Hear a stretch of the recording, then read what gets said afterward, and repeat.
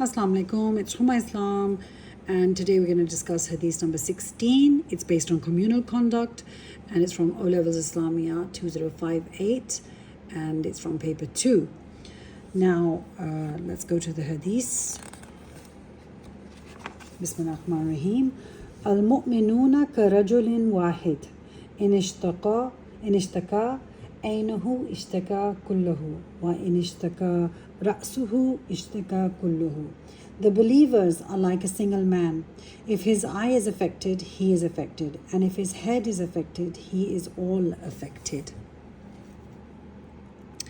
Okay, teachings within the Hadith. Remember, the A part with question 1 tells you describe the teachings within the Hadith. So this Hadith teaches us about the Muslim Ummah's unity, brotherhood and fraternity. It awakens the faith of Muslims to check how they care for other Muslims, irrespective of caste, geographical boundaries or language. Now, how do you care? Because remember, the Hadith says that the Mu'minun, the Muslim Ummah, is like one man. It's like just being on a single body.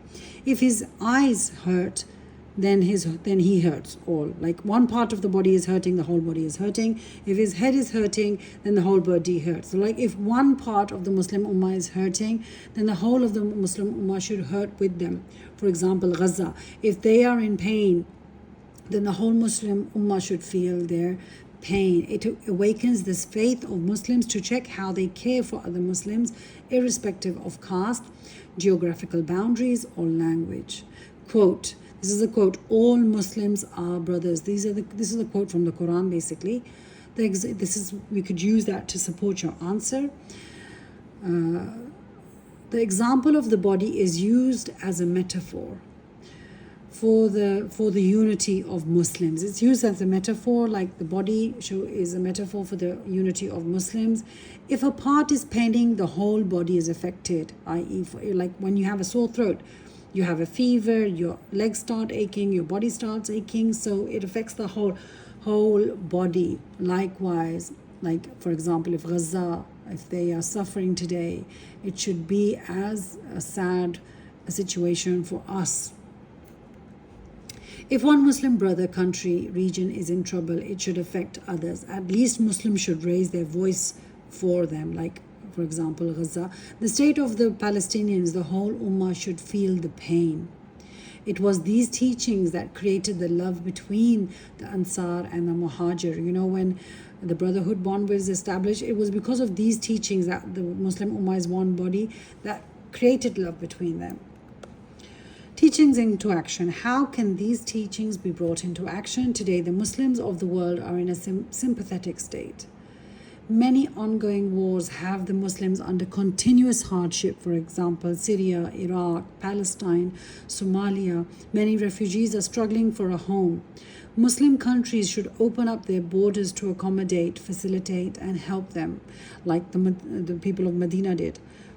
Ukrainians have been given shelter in British Ukrainian families, assisted by the British Council. Do you see how other faith people act? Like Muslims should open their borders for the Muslims. I have literally experienced this because I was in England last year and I got to interact with Ukrainians who were displaced from their home because of the Ukrainian war. And they were sharing homes with British Ukrainians. They were given, and they were supported by the British Council. In other words, their sustenance were given by the British Council. All that the British Ukrainians had to do was provide them with a place to live, like one room for them to live. Just like Muhajirs of Medina, basically. Muslims should also revive that level of faith. At a national level, governments should take care of their subjects and should not just live a luxurious life and the rest live in poverty.